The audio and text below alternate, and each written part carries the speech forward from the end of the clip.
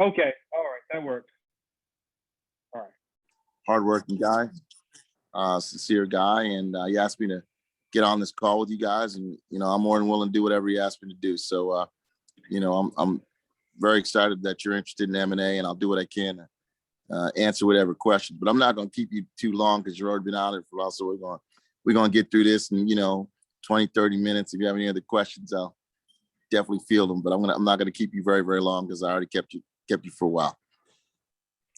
So well, and also I have your slide up too, so feel free to just let me know when to move to the next slide. And is there any chance we can see your face possibly, or you're not in that position? Sure. To... Let's see what's going on here.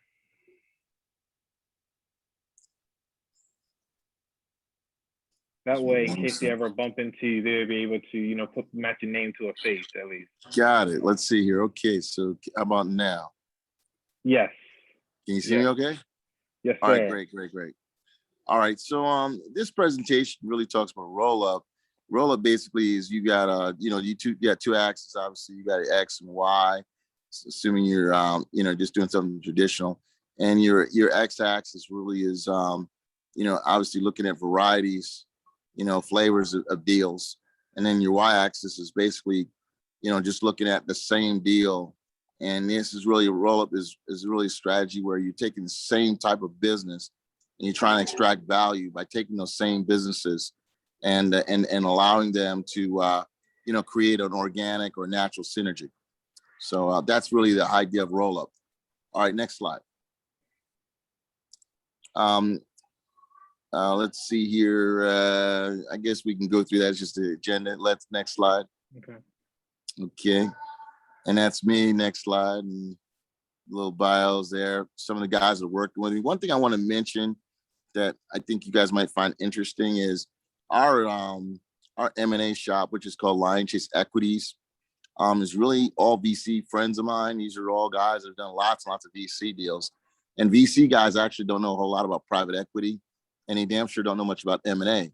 So they got interested in helping me out with this shop because they saw lots and lots of situations where companies were locked up in deals, their investors were locked in deals, and because there was no revenue, they were stuck and they couldn't exit investors. So I talked to them about a merchant banking strategy where we can exit investors through M&A. They were very, very interested in it. So if you ever give me a call, you're talking to me about M&A as much as you're talking to me about venture capital. And obviously I'm talking about M&A because I'm more of a PE guy than I am a venture capital guy. Venture capital is exceptionally risky.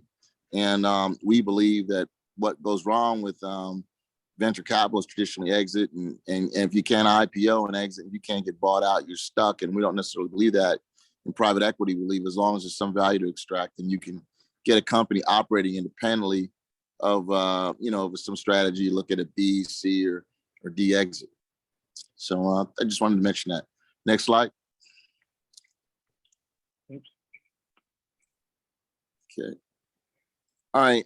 Again, I talked a little bit about private equity. I'm a private equity guy, and our strategy really is as best we can to find some way, shape, or form that we can repurpose an asset.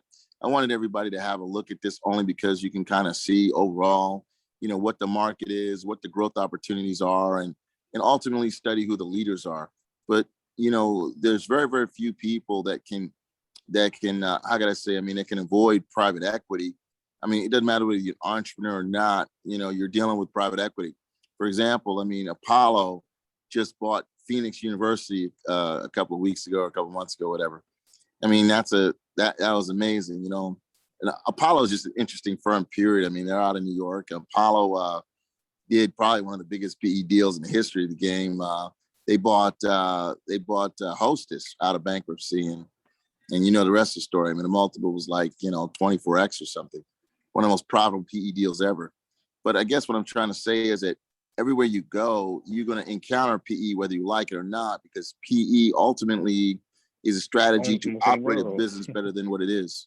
So it's just important that you understand that even though you don't know a lot about private equity, whether you like it or not, you know a lot about private equity, because private equity basically is, the amalgamation of assets in one way or another being repurposed. PE firms buy lots and lots of companies for different reasons, but ultimately PE really is the engine, in my opinion anyway, the engine of, the engine of looking at where post transaction sectors are going. I mean, when you see a lot of sectors, it doesn't matter. It can be anything. Pick anything. You can pick telehealth. You can pick the scooter industry. You can pick electric vehicles, or you can pick multifamily property. Private equity is the final stage when everything shakes out. Private equity is there to reorganize it, reshape it, and make it benefit its investors for the future. So I just wanted to share that with everybody. Next slide. All right, so this is just kind of being very, very specific here, saying, look, you've got 3 pieces to a deal. You obviously find the deal, you execute on the transaction. But again, what we're talking about most importantly is that the exit is everything. So it's easy to get in a deal, it's hard to get out. So the question is, can you project an exit that makes sense, and can you execute in a strategy to make it make sense? And are you sourcing the right deals so that you can execute? So you got to move forward and backwards, on an M&A strategy. You got to move forwards because ultimately everybody wants to find a transaction. But what good is it if you can't execute on it? Then, of course, lots of folks are in deals where, like, I don't know, let's just say you're buying a lot of hotels right now. Well, you're paying too much for the hotels, so who cares, right? So nobody's going to buy them from you. But let's say you have a turnaround strategy to buy hotels. Well, you can have a turnaround strategy all you want, but if you can't lower the expense or do a workout where you can lower the operations costs one way or the other, you're stuck and you still have an execution problem. On the other side, when it comes to exit, lots and lots of companies out there, you're doing M&A and you can't get people interested in a deal because it's highly illiquid. Some of the most illiquid investments, like I mentioned, venture capital firms have tons and tons of illiquid investments. You see lots of biotech firms, very, very liquid, because they haven't produced a damn thing. They've raised money, but they haven't produced anything. So they're just kind of sitting there stuck. You'll see, lots of manufacturing firms, especially old, legacy manufacturing firms, very illiquid because the labor is really, really tight.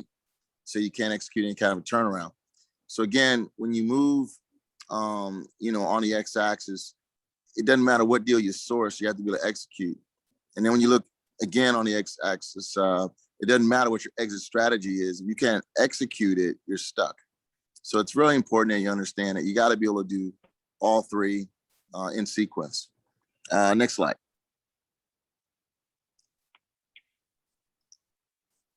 All right, so basically what you're trying to do is you're trying to find industries you buy into or you buy and they're high value. So the roll-up works because it's organic.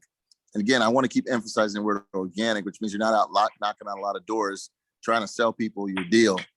I remember one of my favorite rap songs I used to play for friends of mine was, I guess it's been redone a couple of times, but one of the first guys I listened to was, I think it was Eric Sermon, man. He had a song, please listen to my demo, and he's a rapper, he's going to all the studios telling the guy, listen to my demo, please listen to my demo.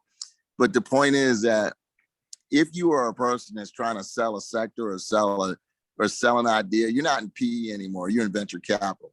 So anything that's too niche, that's a tough roll-up. You don't want that.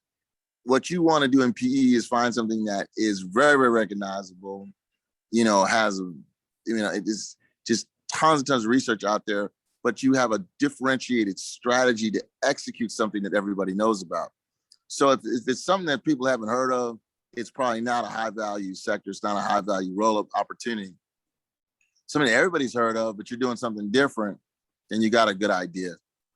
And obviously we can talk about it later, but that's really it. You want to be in a business, in a roll-up that takes something everybody's heard of, get yourself some cheap money on the debt side, but do something different inside of a model that most people know quite a bit about.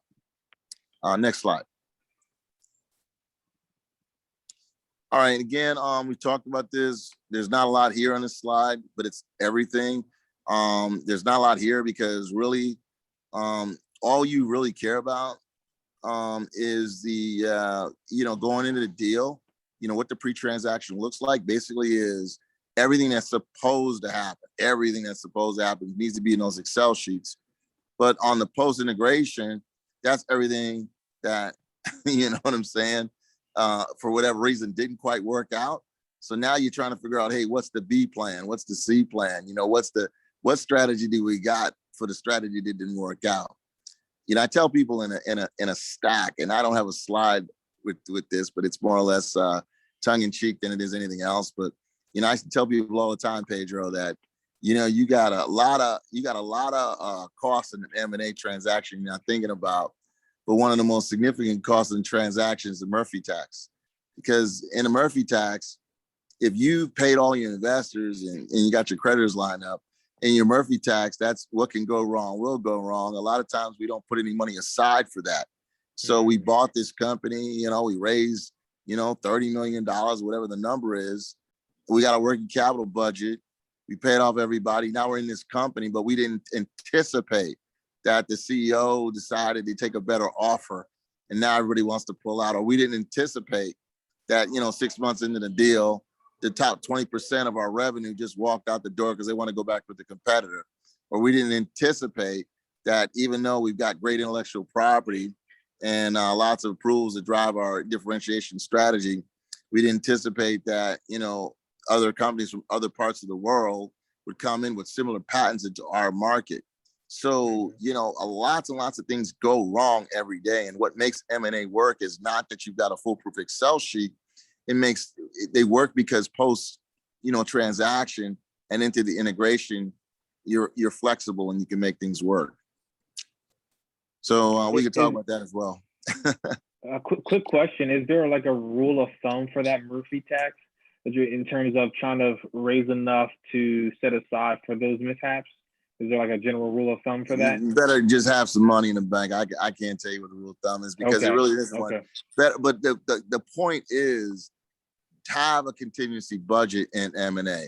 It's not gonna go the way you want it to, not necessarily because you're a poor finance person, but there's just too many moving pieces. Too many things can go wrong, and you're just setting yourself up for a lot of failure if you don't write that contingency into your transaction. Awesome, thank you. We go to the next slide. So this is a deal. You can read about this later. It was just a deal that talked about a roll up. There's nothing really interesting about it to me other than it's, again, in a simple industry to understand. You want to be in M&A in industries that are simple to understand. Next slide. What I thought was interesting about this was what I think you've got to do is, and I say this with all the sincerity in the world, but too many of us get married to deals. You get married to deals. You got to get married to a wife or a husband. Don't get married to a deal. Don't get married to an Excel sheet. If the deal makes sense, then it makes sense. But when it stops making sense, sell it. When the deal's going up in value, sell. When the deal is going down in value, sell. But you always have to keep in mind that some of the most successful players in M&A sell. They don't hold. You can make some of the biggest mistakes in finance holding on to a lot of these assets, especially as they become more and more unwieldy and unstable. So I think this chart is very helpful because it shows you've got to be diverse, you got to be flexible, and you can't get married to a deal. You just can't do it. All right, what else is there? Next slide. I thought this is interesting only because, again, you want to buy low, sell high. So if you don't have the stomach for M&A, you probably don't have the stomach to go into a distressed company. And if you don't have the stomach to go into a distressed company, M&A is not for you. I mean, people that buy at the top of the market, they're just asking for it. Most of the most successful, M&A guys, they buy distress and they turn around those companies, they grow those companies one way or another with some sort of strategy, whether it's internal or external. But if you can't buy, things that are failing, it's probably not for you. It's not your game. You got to have the stomach to buy something that's failing and find a way to increase the value. Next slide. I think that's it. Okay, great. Yeah, I think that is it. Yeah. So that's really just kind of thumbnail look at this as a thing. I don't know what else you guys would like to talk to, but or talk about, but you know, you really want to think through this thing, not from the standpoint of saying, you know, I got it all figured out, but you want to think about it from the standpoint of what you don't have figured out and how much of the M&A roller coaster you can stand, because it is a roller coaster. But it's a good business, a great business to be in, but you have to be willing to be flexible and to be tough, and you got to execute on your strategy. It can't just be on paper. You got to get out there and make it work. Oh, sorry. Go ahead, DJ. Was that you, DJ? No, Uche. Oh, good. Go ahead, Uche. Yeah. Well, first of all, Ken, thanks for taking the time to talk to us. I mean, you kind of dropped a lot, in your PowerPoint slide. Lots of gems in there. So I guess there were two things I kind of want to hone in on that you harped on. One, buying correct, and that's defined as being in the right industries that are easy to understand, buying low, and then executing. So could you speak a little bit, especially if you're buying, obviously the execution side of a turnaround may require skills that you may or may not have. So could you speak a little bit as to how you go about building your team to execute this plan that will, increase the cash flow of this company and eventually the valuation? Well, I mean, I think you're making a really good observation. Private equity is much more of a personnel business than it is a damn finance business. So you're making an excellent observation there, and I give you kudos for that. And by the way, nobody in B school will ever tell you that, because it's not glamorous, right? They'll tell you, oh, M&A is finance, but it really is people. It really is. I mean, you want to buy a gas company, man. Just go out and knock on some doors as you guys in the gas business and say, listen, I got a deal. You want to buy, a bunch of, hotels, man. Go out and find some people that have been in a hotel business. Say, listen, I'll give you options. I'll give you preferred stock. I'll give you this, I'll give you that.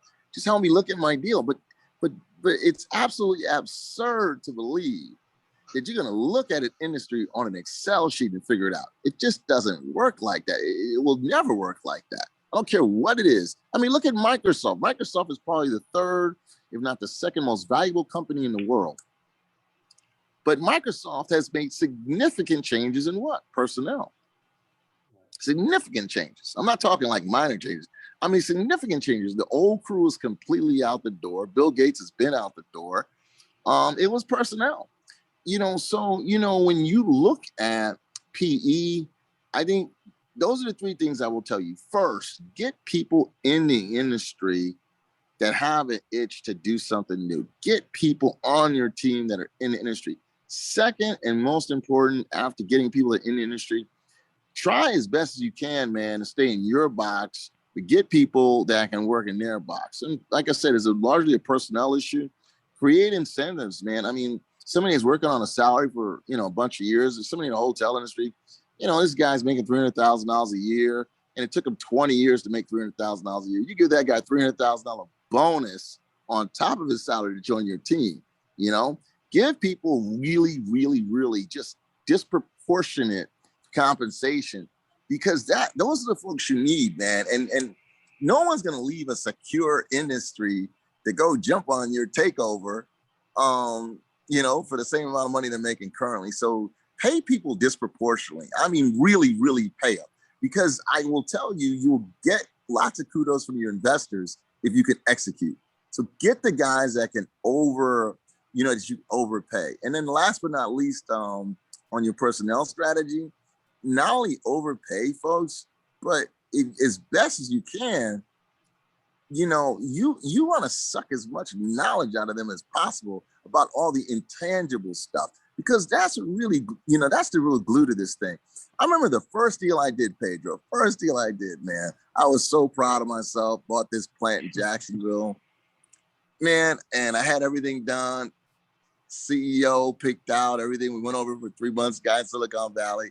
He went down there, Pedro, and quit within 2 weeks. Oh, and wow. I just didn't have the money, man, to replace him. And I didn't know what to do. So guess who became the CEO? MOI. And man, these guys had guns in their pickup trucks and Confederate flags, and it was just unbelievable. I mean, that wasn't on the Excel sheet that the CEO was going to quit, you know? Right. So what I'm saying is really, you're making a good point.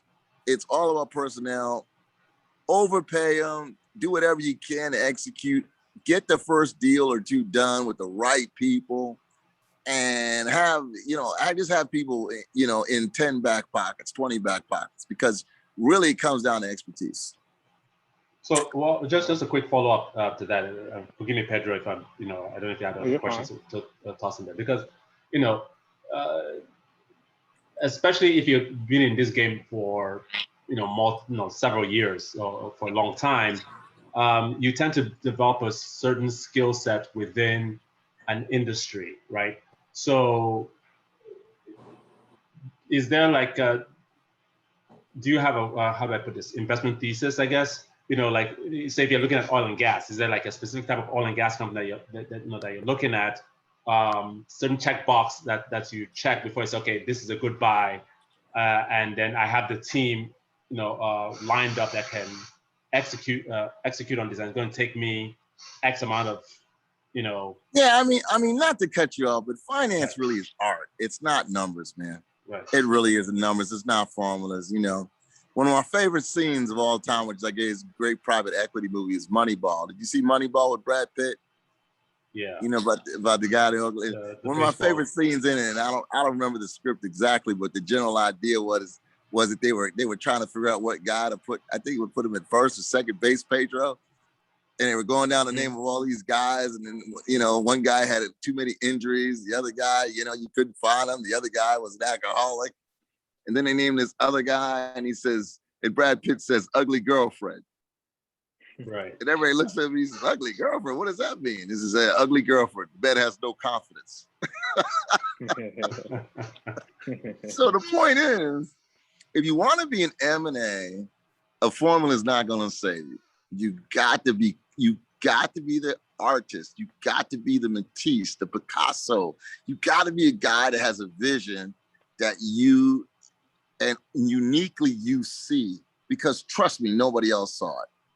And you got to have the courage and the stamina to execute on that strategy. It could be real estate, man. Maybe you think they're overpaying for real estate. It could be personnel. They're overpaying for personnel. What do we need all these people in the office for? Let's put them all on Zoom. It could be intellectual property. You're paying too much for IP. Stop paying for it. Get rid of the R&D team and license it. It really doesn't matter. Just like that movie. I mean, this guy's just trying to find ways to win. And he said, let's look at something that nobody else is looking at. We can do this at a third of the expense and win a championship. And they almost did. So really, PE is art, man. It's not numbers. It really is. Awesome. Thank you. And Uche, did you have any more questions? Was that helpful? Yeah. And I guess one other one, because you start off your presentation talking about how, the guys that work with you, these are people who had, who came from the VC side and who had deals that they were stuck in. And I guess your value add is you reposition these assets in a way that extracts value. So in the PE side, these tend to be assets that at least have some level of cash flow that you're trying to improve or leverage. Can you speak, as to, when you have a situation where you have a VC type asset that doesn't necessarily have cash flow ready, how you, or maybe you can give us a case study of one where you were able to successfully reposition the asset to make it more valuable? Yeah, I mean, I think that's a great question. I mean, we look at a lot of things, but ultimately, let me tell you something, right? You can just count on this. Your ideal takeover targets have two characteristics. The first is stable income. I don't care if it's stable and profitable or stable and unprofitable. It's stable, right? So if it's stable, there's no more multiples, right? That's why a lot of utilities make terrible stocks, because there's no multiple in it, right? People want to see a multiple. So you want takeovers where things, there's lots of stability, right?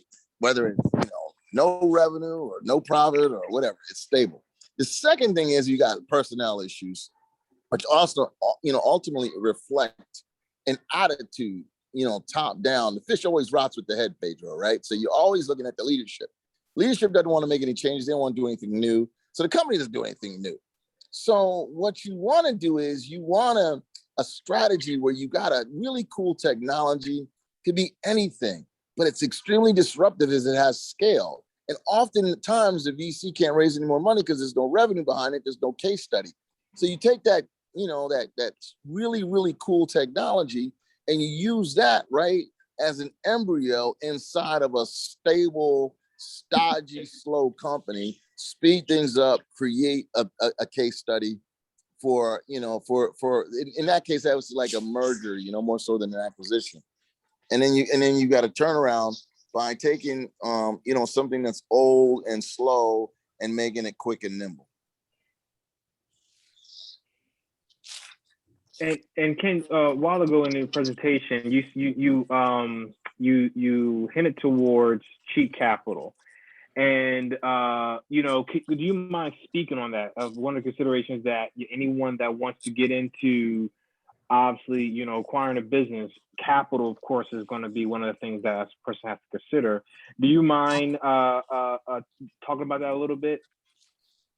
Yeah, I mean, you can do a lot of asset-based lending now that you haven't been able to do for many, many years. So you can borrow against inventory, borrow against the cash flow, borrow against the, I mentioned the real estate or receivables, lots and lots of stuff you can do. And there's lots of debt out there. On the equity side, that's a little tougher. That always will be tougher. But there's tons and tons and tons of people that are stuck in companies that aren't moving. And I mean, you can do seller financing to get them out. I mean, there's a lot of ways you can talk people out of their business because they want to get out, right? They just want to get their retirement. They want to keep their, they want to, I mean, you got people that, if you ever watch a boxing match where a guy won't quit and he just gets beat to death until the ump just stops it. There are a lot of businessmen, businesswomen like that, man. They just got to get out. They don't even know how to get out.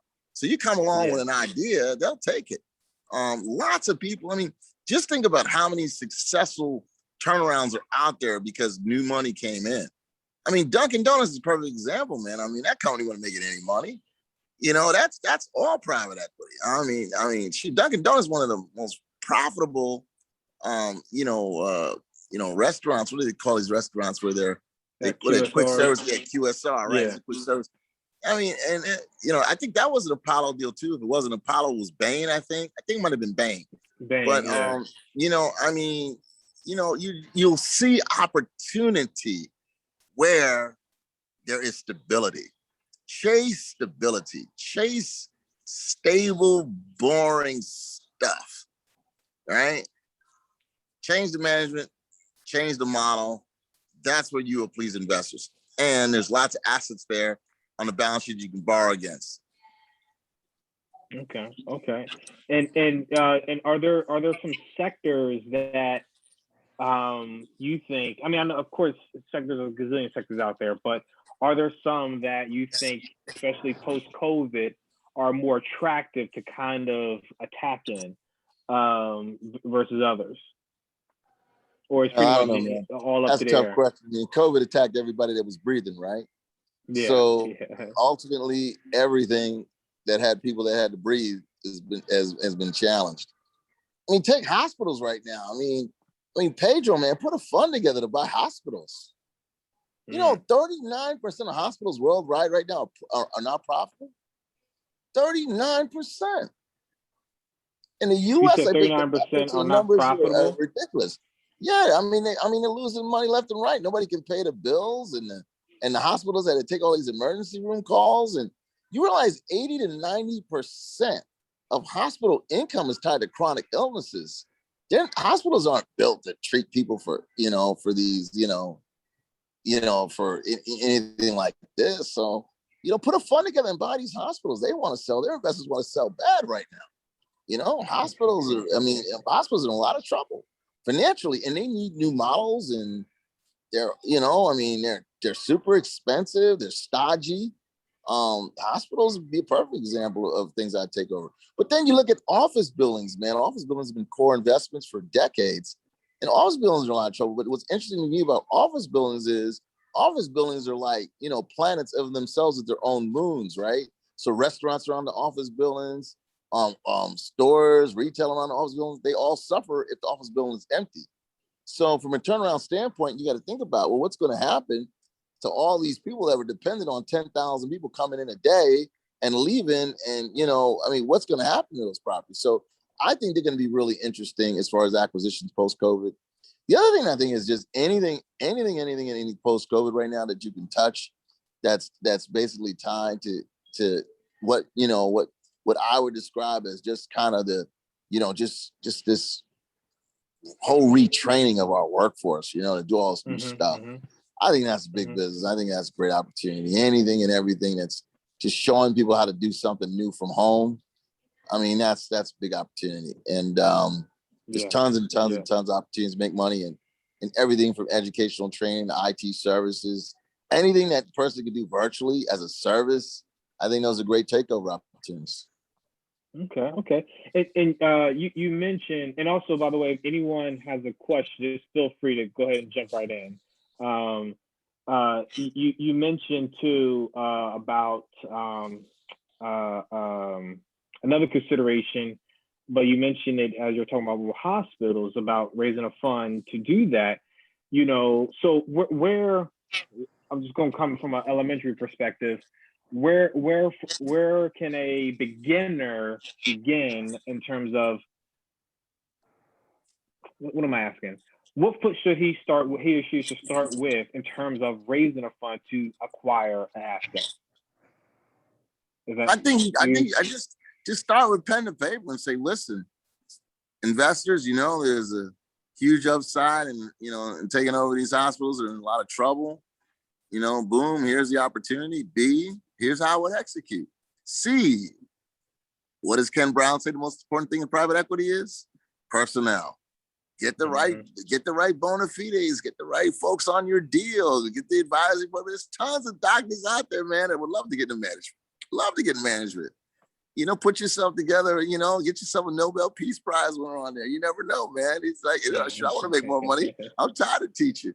I'm serious, It's all about the optics, man, of who your management team is, And it's just like chess. It's all about how many moves down the, that you can see in advance. Gotcha. I have a question. Can you hear me? Oh. Yes, sir.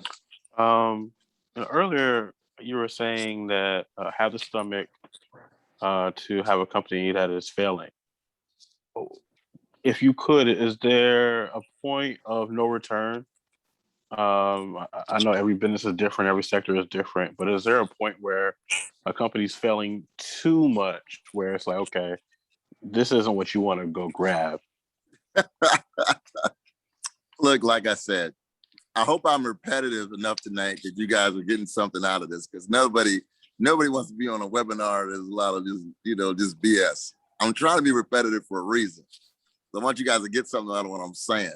Mm-hmm. This is not finance, man. This is art. This is art. This is Christopher Columbus raising money, right? Raising money to go to India. Do you know why Christopher Columbus didn't get to India? Because North America was in the way. Right? If North America wasn't in the way, his plan was to circumnavigate the globe and come back around, right, in India. But North America was in the way. And it's one of the greatest private equity stories of all time, because this man discovered North America by accident, right? Private equity is about finding the unseen, I know grammatically that doesn't even sound right, but that's what it is. I mean, look at the Apollo deal. When they bought Hostess, everybody's like, oh man, nobody's going to buy junk food anymore. Hostess is going out of business. I mean, that was one of the biggest deals in the history of PE, a snack food deal that nobody wanted in bankruptcy. If you Toys can R Us too, dare, right? if you can dare to look at the deals that nobody else will look at and come out the other side. Look at Ted Turner, man, buying all those, buying all those archives, all those black and white movies when those guys are, bust. And he said, you know what I'm going to do? I'm going to start my own damn network. People looked at him like it was crazy. Who the heck wants to watch your content for 24 hours? I mean, Ted Turner, man, was a guru when it came to this. I mean, CNN, all this 24-hour stuff, that was his idea. It's like, listen, if I got my own content, I can just show people what the heck I want to show them and keep all the advertising dollars. But he was looking again at the unseen. So I hope I'm answering your question as indirectly as I can. I hope I'm being vague. I hope I'm being very, very evasive because, this is about art, man. This is not about science. This is about seeing the unseen, having a thesis and seeing it through to the end. That's what it's about. So it sounds like, it's a situation where even if it looks like it's garbage to everybody else, but you have a vision where you can come in and do something great with it, it still may be a good deal for you. Like Toys R Us, we all know kind of went bankrupt, but I don't know who bought them, but some other PE firm bought them. So they must see something that a lot of other folks don't see. So I guess like to your point. Yeah. Right. Yeah. That's right. That's right. This is a game. This is a game. It's not finance. It's a game. Do you have a thesis? I tell people it is a thesis and a hypothesis. Right? Everybody knows what a hypothesis is, Pedro, right? That's an argument without any facts, just observations. But thesis, right, is evidence, and finance really is a game of creating your own sets of facts. Because if you did what everybody else believed, you'd never do a deal. Yeah. Yeah, that's true. Well, that's true. Quick question, and excuse my lack of video, but how much should you be involved in the company, right? And I don't know if this has already been through, but I find that in some way, shape, or form, it's like you want to acquire these companies, but then you want to kind of step away and let them do, what they do. But I like the idea of kind of being involved. Is that abnormal or is that good practice, right? I mean, how deep should you go into what you're, essentially investing in? Should you just, acquire everything and then dismantle it out? Or are you kind of, picking something and having your own adventure and then seeing where it goes? Well, look, I don't know how to answer that question either. I can tell you the good book says pride goeth before the fall, right? And you know what we say in PE? The first person you fire is anybody that's been there 5 years plus. You fire those people first. You always, always, always clean house in PE, not because you're trying to be mean or evil or sadistic, but you can't execute on a new idea with people that are in an old state of mind. It just doesn't work. It never works, man. They be fighting you. They want to sue you, Organize a union to stop you. If you believe that you have some unique value to the organization, of course, execute, stay on board and make it work.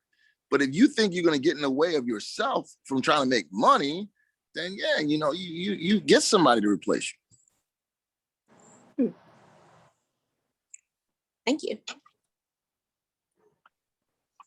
Good question, Nicole.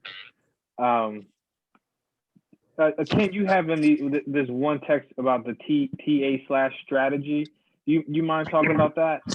Well, just turnaround strategies. I mean, in general. Oh, that's what I mean. Okay, turnaround. I think again, the issue is how you want to turn around a company. What do you want to do to turn around a company? What are your thoughts about turning around a company? It could be anything. It could be some micro strategy you have. Hey, these guys are, this is Avis Rent-A-Car, and they're paying a ton of money, right, to maintain all their cars. And I bet you I can cut that cost in half. I'm gonna buy that company because their O&M cost is 20% of profit. It could be anything. but your strategy's got to be yours. It's got to be your unique perspective on the opportunity and what's wrong with that company. Your strategy also, I will assure you, okay, it's something that is not going to be popular. You know, I tell people, you know, the biggest advantage you have, you know, in the United States, man, as a minority is this, man, is that nobody expects you to be there anyway. So it ain't like you, you know, you there because, you know, you popular. So you may as well do something on popular, Pedro. Yeah. And speaking of that, that's like your mother probably said, because I know my mother did. She said, "You keep crying, I'll give you something to cry about," right? I mean, so you go into a deal mode, man. The heck with looking like everybody else. They don't think you're going to succeed. They don't want you to succeed. So why are you trying to do something so you can fit in? Do what makes money, man. That's how you win. That's how you win favor in the United States. They'll never like you, but they'll do business with you. They'll invest with you. Just make money. Yeah. And I'm glad you said that, Vic, too. I think that's the other reason why I wanted to start this Facebook group and start sharing with our people. You always shared it with me, even back then, but just ownership and getting deals done as another way to help close the wealth gap in our communities. We don't have this conversation as much compared to everything else. On the acquisition side, you know, we talk about real estate investing a lot, which is good. It's not a bad thing. You know, now when you and I met back then, no one's really talking about venture in the Black community that much, but now a lot more people are. We're still like a long way, still far away from, you know, having a good percentage, but when it comes to private equity, buying companies, it's still a small percentage of folks, of our people in that space, or even doing things of that nature. And I think is a tool in the toolbox that can really help move our community further down the road. So I want to ask if there are any other questions. I don't want to hold anyone on the call any longer. I mean, at least that's all I have on my side. I did. You know, I'm sorry. Oh, hey. Oh, yeah. Hey, Pedro. Hey, I did have a question for you, Kenneth. I was just curious, based on like just your past experiences, why for the deals that have failed, whether you observed them or they just didn't happen on your end, would you say there are a few reasons why a deal may fail, why a merger or an acquisition may fail? A few. I mean, shoot. Maybe is there like a top? Well, like I said, if you look at this from a personnel standpoint, it all makes sense. Forget about the numbers. You know, you walk in the door, you are taking over somebody's company. These people, man, have had birthday parties together. They've had bonus parties together. Maybe they've taken trips together. And now the CEO and the managers and the owners are gone. I mean, they feel betrayed, disappointed. I mean, this is as much about psychology and behavioral science as it is finance. I mean, how do you walk in to a team, man, an NBA team, an NFL team, new coach? They've been losing every season and convince them that they can win a Super Bowl. How do you do it? I mean, really, is it because the guy benches 300 pounds 50 times as opposed to 30? Or is it something going on between his ears and the back of his eyes that says, listen, I can win? It's not what you think it is. We want to believe it is because it's a solution, right? It's like I say about conspiracy theories, man. The reason why people like conspiracy theories is because you don't have to think anymore. You can just come up with some bullshit and it explains the world, right? You don't need any evidence. You don't need any facts. It's like, oh, you know, hey, aliens are running Congress. You know, that makes sense, you know, and you don't have to think anymore. The same thing with this. I mean, M&A is really about the unseen. And what goes wrong is a lot of times the things right in front of you that you don't factor, you don't want to think about. But ultimately, if you were able to execute on the transaction, it should have worked, right? So I do believe in the model, but it's like my man Bruce Lee says in that movie. What was that movie, Pedro? Enter the Dragon, Return to Enter the Dragon, Pedro, and he's getting ready to fight the other guy, and the guy gets out there and he breaks the board. What was that? He slashed the board to intimidate Bruce Lee, and Bruce Lee just looks at him unflinched and he says, "Boards do not hit back." And that's it. I mean, your deals fail because you weren't flexible, because you weren't creative, because you weren't innovative. You didn't look at the obvious. Your manager's trying to hint to you he needs more money or he's going to quit. You don't pay attention to it. I mean, it could be anything. There's no one reason why a team loses or wins. But there is one reason why a turnaround works, and that is because you are willing to work on and off the business plan. The business plan is a great guide, don't get me wrong, but you got to be able to work off the business plan. You got to look at all the untenable stuff, all the intangible stuff, all the stuff that's unseen to make it work. Is that answering your question or no? Yeah, no, it pretty much goes along with I'll say your thing for for the webinar, but it makes sense though. I mean, just the way that I've been like looking at just deals and just learning about the space, it really is very psychological, emotional. And if you can understand how to deal with people and how to work with them and have them work with each other, that kind of seems to be more of the magic than the actual numbers of it all. You end the deal, the numbers don't matter anymore. Now it's time to generate sales. Now it's time to do this. Now it's time to do that, And the business plan did its job, right? You got the transaction done. Now you end the deal. Right. And it wasn't on the Excel chart that the lead, product manager's, wife, has decided to leave him, and now he's all screwed up. He can't perform anymore. So he comes in and tells you he's moving to Rhode Island. I mean, that's not on the Excel sheet, right? So what do you do about that? I mean, you gotta be very, very, very, very creative to make a takeover manager, type of a strategy work. If you got the creativity, which I believe our people do, by the way, I think we're the most creative people on the planet Earth. So we can do this, but you gotta believe when I tell you, it ain't about the numbers. It ain't about the numbers. The business was failing or the business was succeeding regardless of your takeover. So your takeover is really about extracting some value from it that wasn't there before you got there. So you got to believe in your strategy. You really got to believe it can work, and you got to be able to take the hits. You got to, it's great to get the punches, but you got to be able to take them. And that's what PE is all about. I mean, the biggest PE firms out there, they make some very, very unpopular decisions, but they make it work. They make it work. Awesome. So if I've given you guys enough to think about, that's great. And then we can talk again, but I don't want to keep you, all night. I apologize for being late, but if, just ring me up again another week and we can get into it a little bit more. But I'd love to see all of you guys do an M&A deal. And if I can help anyway, I'll do it.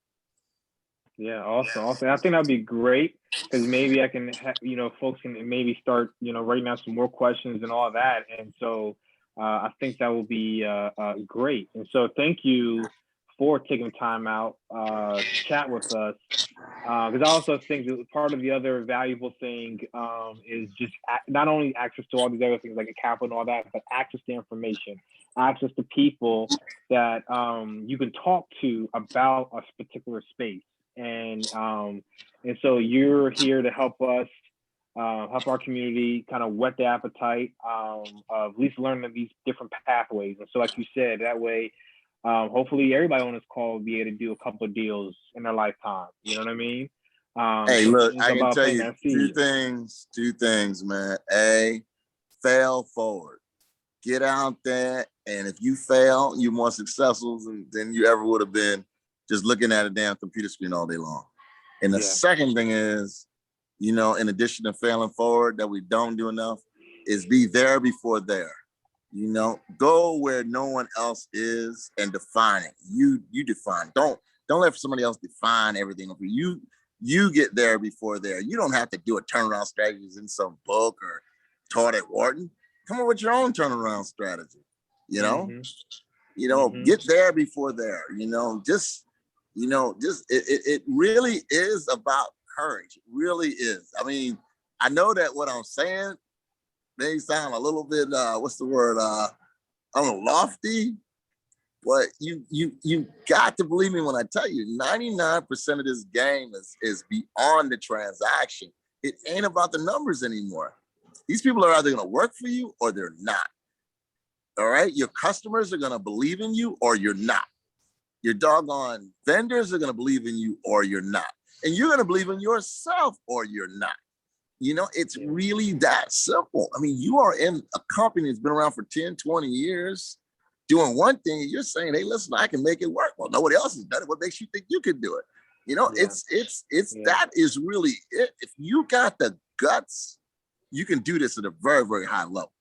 May I ask a quick question before we get off? Only because what he's saying is completely different from the industry that I'm in. So I own my own media company and a print and digital magazine. And one of the things, and I was sharing this with Pedro, is that our hopes as we scale is to actually acquire more of kind of what Charlemagne did with the Black Effect and acquiring other podcasts, other shows that we think with them we can leverage and get more ad dollars that we think we could probably get more revenue streams that way. So that's kind of the approach that I'm taking. Have you seen a cadence, or I guess is it similar to what you're saying, how that will work? Because I'm not going into a company that's already 10 years established, Yeah, I mean, if you're buying content and your content's revenue generating, yeah, that works. But you're still, man, you're buying what? I mean, you're a programmer, right? You're buying content that you think is going to sell. Correct. So you still are being, it's still editorial, right? It's still your best guess what is or isn't going to sell. And you damn sure better believe it better sell more than it was selling before because you borrowed money to buy it, right? So the only way you can repay that debt is to make it perform. So it's a zero-sum situation. You still are going to fall back on ultimately what you think they're not doing to create more revenue, to create higher value. Thank you. Awesome. Well, ladies and gents, we won't hold you any longer. I appreciate you guys hopping on. And again, I appreciate you, Ken, for sharing that knowledge with us. And we'll definitely want to have you back. I'll schedule another time, have you back so we can kind of dive deeper. Because I know there was other people that wanted to be on this call but could not make it. So we'll definitely have you back. And again, my pleasure. For everyone else, thanks a lot. Yeah. And listen, just let me know. And I'm sorry I'm doing a little travel right now, but we'll definitely do it again. I appreciate it. Awesome. Well, you guys, everyone, take care. Enjoy your evening. Thank you very much. Thank you for having me. Thank you. Thank you.